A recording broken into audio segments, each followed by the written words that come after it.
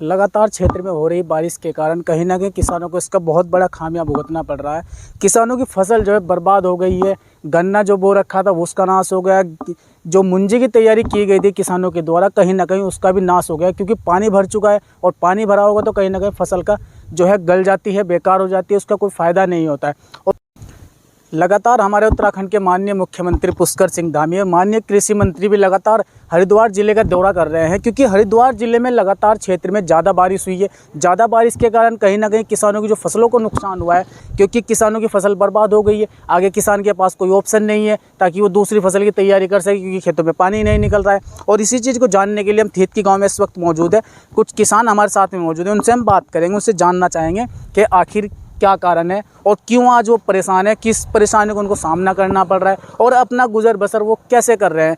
क्योंकि अगर किसान हमारा खुशहाल होगा तो हमारा देश खुशहाल होगा, क्योंकि किसान को अन्नदाता कहा जाता है। चलिए बात कर लेते हैं। जी, क्या कहेंगे इस स्थिति को? अरे भाई साहब, फसल तो बारिश से जो है बिल्कुल ख़त्म हो गई है, और जो सर्वे पर सरकार द्वारा जो कदम उठाए गए हैं, जो नुमाइंदे यहाँ भेजे जा रहे हैं, वे तो यहाँ सर्वे सही तरीके से नहीं कर रहे हैं। हमारी देखो, आपको मैं दिखाई है फसल अपनी क्या किस तरह से बर्बाद हो गई है।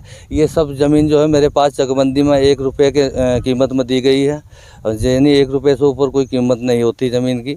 उसके बावजूद मैंने उनसे बताया और ये कि भाई मेरी फसल बर्बाद होगी, तो उन्होंने कहा जी ये तो जोहड़ है, जबकि इसमें 30 साल से हम खेती करते हैं। मतलब अब ये चीज़ उजागर की गई है कि ये तालाब है। पहले जब आपको चकबंदी में ये चीज़ दी गई थी तभी नहीं बताया? तब नहीं बताया था। ये रुपया, जब ये रुपये की कीमत में लगी हुई है, तो अगर ये इसकी कीमत में घटाते तो कम से कम मेरी ज़मीन थोड़ी रकबा तो बढ़ता। लेकिन वो अब बता रहे हैं इसे कि ये तो जोहड़ है जी, इसे कैसे लिख लें।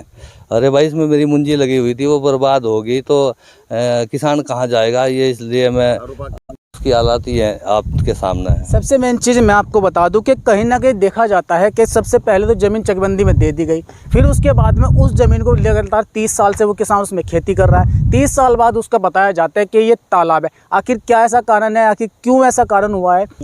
बस यही है, मेरा भी सब सरकार से यही निवेदन है, अगर मान लिया मेरे इस पर ध्यान नहीं दिया जाता तो मैं आला अधिकारियों से इसके बारे में संपर्क करूंगा, क्योंकि मेरी सब फसल नष्ट हो गई है और मेरे पास कोई रोजगार नहीं है। अभी तक आपने ये संबंधित अधिकारियों क्या इसके बारे में अवगत कराया? नहीं, अभी तो मैं आपको बुला करके ये दिखाया है कि आप भी देख लें। और जब मैं यहाँ सर्वे करने आए थे चकबंदी के आला अधिकारी, तो वे सिर्फ प्रधान जी के साथ में ट्रैक्टर पर बांट करके जो है दूर दूर के सर्वे करते चले गए।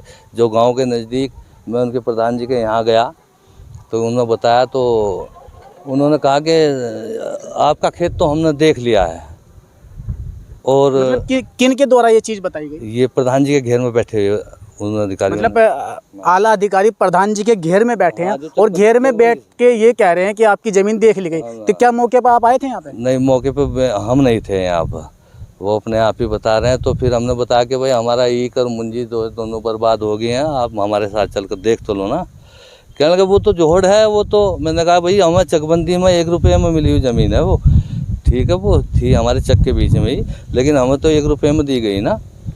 तो उसके बाद उन्होंने कोई इस बात पर वो नहीं लिया, गौर नहीं करी हमारे लिए स्थिति को लेकर। बस जी मैं क्या कह सकूँ, हम तो किसान लोग हैं, इसी से हमारी रोजी रोटी चलती है। अगर हमारी फसल इसी तरह, चलो कोई आपदा आई कोई बात नहीं, पर सरकार से देखिए आपदा तो एक ऐसी चीज़ है, ये तो प्राकृतिक चीज़ है, ये तो सभी के साथ है। लेकिन हम चाहते हैं जैसे सरकार सभी को मतलब अपनी साइड से कुछ अनुदान देना चाह रही है, तो हम लोग को भी मिलना चाहिए। अब हमारे खेत को जो जोहड़ बताया गया, तो जोहड़ में या तो चकबंदी में जिस समय दिया था हम उस समय बताते भाई जोहड़, उसकी कीमत घटती तो हमारा रकबा बढ़ता, या तो हमें तब फायदा होता कि चलो हमारा रकबा बढ़ गया। और रुपया कीमत में ज़मीन मिली हुई, आज वो जोहड़ बता रहे, तो हमें इस बात से बहुत दुख मिला है कि हमें इस बात का आज उन्होंने इस तरह की बातें हमें सुनने को मिली कि आपका ये जोड़ रुपया की मतलब मिली ज़मीन है, हमें कोई भी अनुसार मतलब इन्होंने ऐसा आश्वासन नहीं दिया कि हम आपको कोई इसका मुआवजा देंगे। कोई मुआवजा मिला चलो हम तब भी सुकून करके भाई बच्चों को कुछ खाने के लिए कुछ 2 रुपये सरकार से मिलते हैं, तो बस सरकार से हमारे तो यही विनती है कि हमारे खेत की जाँच करी जा, और अगर ये जोड़ है तो हमें इसके बदले में कोई ज़मीन मिली जाए। हमें तो चकबंदी में रुपया की मतलब ज़मीन मिली हुई है। जैसे देखा गया, अगर भारत देश की बात करते तो भारत देश में किसान को अन्नदाता कहा जाता है।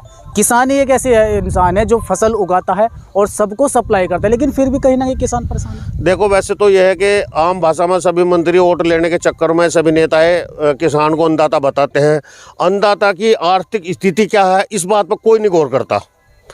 अन्नदाता किस तरह से अपनी फसल काटता है, किस तरह उसे मंडी में पहुंचाता है, मंडियों में कैसे उसका बैठने की जगह है, कैसे उसकी कोई लैट्रिन बाथरूम की जगह नहीं है, उसकी कोई स्थिति नहीं देखता। बस वोट लेने लगाते हैं कि जय जवान जय किसान का नारा लगाया, वोट बटोरिए, सब चल दिया जी। किसान के प्रति इस तरह की भावना किसी की कोई नहीं है। आज फसल बैठ रही है, कोई नेता कोई ऐसे अधिकारी आम हमारी फसल को देखा, हमारा कोई किसान को कहें कि हमारे अन्नदाता है, इनका नुकसान हो गया, हमें कोई नुकसान से कोई भरपाई हमारी करवाओ, तो हम मानने के हाँ भाई कोई नेता हमारे लिए हैं इस तरह के जो हमारे किसान के प्रति भावना रखते हैं।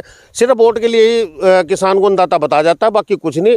इनका वैसे ये कि जब उस किसान की फसल वो बर्बाद हो गई है, चाहे उसने कर लिया या नहीं लिया, लेकिन जो उसका उचित मुआवजा है, उचित मुआवजा कम से कम उस किसान को मिल जाना चाहिए जी। हम तो यही चाहें जिससे कि हमारे बच्चे बरसात में 2 रोटी खाने लगे, हमें भी थोड़ा सहारा मिल जाए।